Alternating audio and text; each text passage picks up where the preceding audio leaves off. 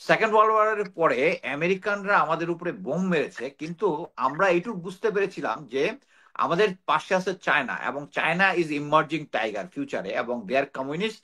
South Korea, north Korea যে communist, আর ওদিকে রাশিয়া আছে communist.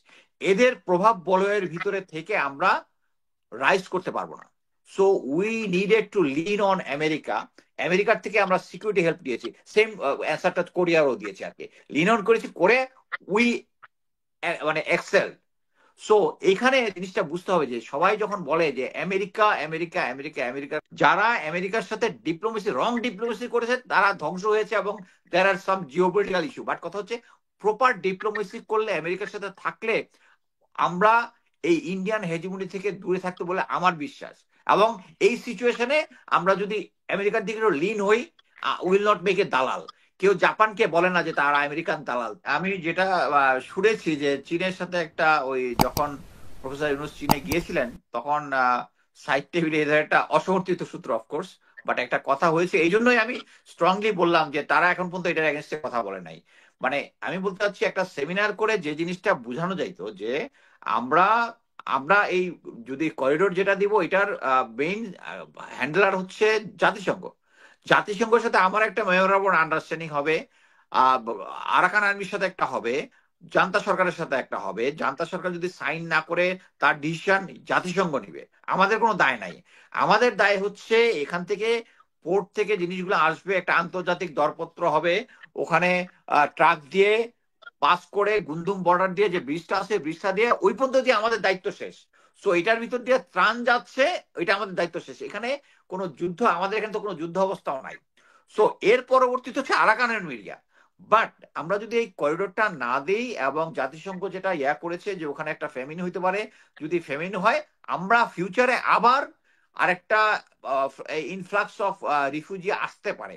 But at the same time জাতিসংঘের সাথে আমি মনে করি যে প্রফেসর ইউনুসের সেই স্কিলটা আছে, ডিপ্লোমেটিক স্কিল, যেটা দিয়া আরাকান আর্মির সাথে যখন মেমোরাবল আন্ডারস্ট্যান্ডিংটা হবে, যে তখন এই চ্যানেল দিয়াই এইখানে যে আরাকানের যে লোকজন আছে, কারণ এটা তো তাদেরও ইন্টারেস্ট যে একটা স্টাডিতে আসছে যে তাদের 20% কাল্টিভেটেড হয়েছে গত 1.5 বছরে, 20%। সো তাদেরও তো লোকজন দরকার আছে, এবং এটার সাথে তো ইন্ডিয়া জড়িত, তাদের এই কালাদান প্রজেক্টের জন্য ওখানে কিছু লোকজন খালি। সো এখানে তাদের সাথে আন্ডারস্ট্যান্ডিং করে, এবং আরাকানের সাথে কিন্তু ইন্ডিয়ার ভালো রিলেশন নাই। সো এইটাকে পুঁজি করে যে তোমাদের এবং তাদেরও কিন্তু ফেমিন আসলে এই আরাকান আর্মি এফেক্টেড হবে। সো তোমাদেরকে ত্রাণ দিব, এইটার বইয়াতে এদেরকে নিয়ে যেতে হবে। আমরা ইউএনএ দেখেছি যে সমস্ত জায়গায় এরকম ত্রাণের যে এই সমস্ত চ্যানেলগুলো আছে, এর মধ্যে যখন যেখানে স্টোরেজ হয়, এর আশেপাশে এই ডিসপ্লেস পার্সনদের রাখা হয়। সো এরকম একটা সিস্টেম করে আরাকান আর্মিকে রাজি করানো যেতে পারে। আমি মনে করি this is a chance. Thank you.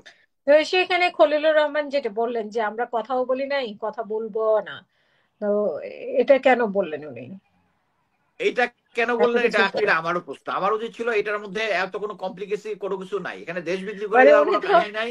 ওনার উচিত ছিল এই জিনিসটা পাবলিকলি কয়েকটা সভা সেমিনার করে তারপরে লোকজনকে বোঝানো যে এই জিনিসটার মধ্যে আমাদের ইনভলভমেন্ট কতটুকু। আমাদের ইনভলভমেন্ট হচ্ছে বর্ডার পর্যন্ত। বর্ডার পরে আমাদের ইনভলভমেন্ট নাই, যদিও আমি ব্যক্তিগতভাবে মনে করি যে একটা উইনিং আর্মির সাথে if we join, we have a better control over yeah. এটা আমার ব্যক্তিগত মতামত।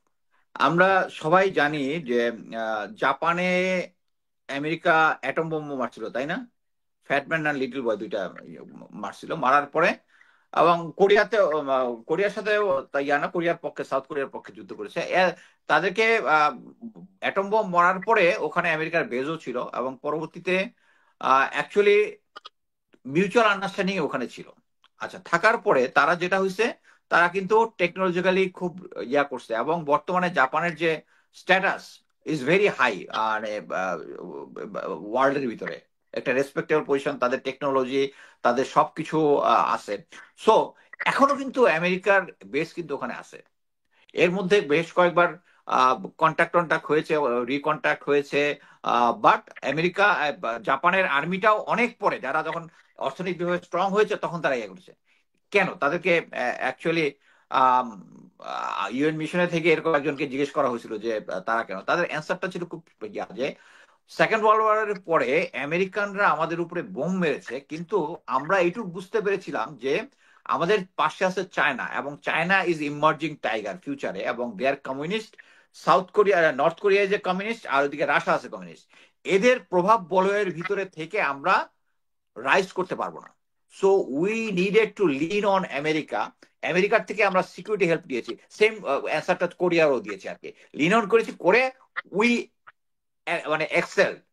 সো এখানে জিনিসটা বুঝতে হবে যে সবাই যখন বলে যে আমেরিকা আমেরিকা আমেরিকা আমেরিকার দালাল, বাট কথা হচ্ছে, আমার কথা হচ্ছে আমার ইন্টারেস্ট আর আমেরিকার ইন্টারেস্ট যদি এক হয়, আমার তো ইন্টারেস্ট নিতে ইয়া নাই। যেমন আওয়ামী লীগের ইন্টারেস্ট আর ইয়ার ইন্টারেস্ট, তাদের ক্ষমতা দেখার জন্য ভারতকে এত কিছু, মানে এখন আমাদেরকে দালাল বলতেছে, অথচ গত 16 বছরে ওই পার্টি কিন্তু দেখবেন না কেউ কোনো কথা বলেছে। আপনি দেখেন হুম। আফগানিস্তান এবং ভিয়েতনাম দুইটা দেশেই কিন্তু আমেরিকার সাথে যুদ্ধ করেছে। আফগানিস্তানের এখন সিচুয়েশন কি আর ভিয়েতনামের ইয়া কি, ইটস অ্যাবাউট ডিপ্লোমেসি। যারা আমেরিকার সাথে ডিপ্লোমেসি, রং ডিপ্লোমেসি করেছে তারা ধ্বংস হয়েছে, এবং দেয়ার আর সাম জিওপলিটিক্যাল ইস্যু। বাট কথা হচ্ছে প্রপার ডিপ্লোমেসি করলে, আমেরিকার সাথে থাকলে আমরা এই ইন্ডিয়ান হেজিমনি থেকে দূরে থাকতে বলে আমার বিশ্বাস। এবং এই সিচুয়েশনে আমরা যদি আমেরিকার দিকে লিন হই, উইল নট মেক এ দালাল। কেউ জাপানকে বলে না যে তারা আমেরিকান দালাল, তারা কেন আমাদের কি বলে ওই যে হুমায়ুন আহমেদের ভাই যে প্রফেসর কি জানি শাহজালাল ইউনিভার্সিটিতে, উনি বলে যে পাকিস্তানের নাম নিলে তার দাঁত মাজতে হয়। আরে পাকিস্তান তো আমাদের অ্যাটম বোমা মারে নাই, যদি অ্যাটম বোমা মারতো পার ডে স্যানিটেশন করতে হতো। অ্যাটম বোমা মারার পর তারা আমেরিকার সাথে লিন হয়ে এখন তারা এই সিচুয়েশন আছে। সো এখানে আমেরিকার দালাল বলার কোনো কিছু নাই। দেশের জন্য যেটা বেস্ট ইন্টারেস্ট, আমি সেই দিকে আসি। ধন্যবাদ।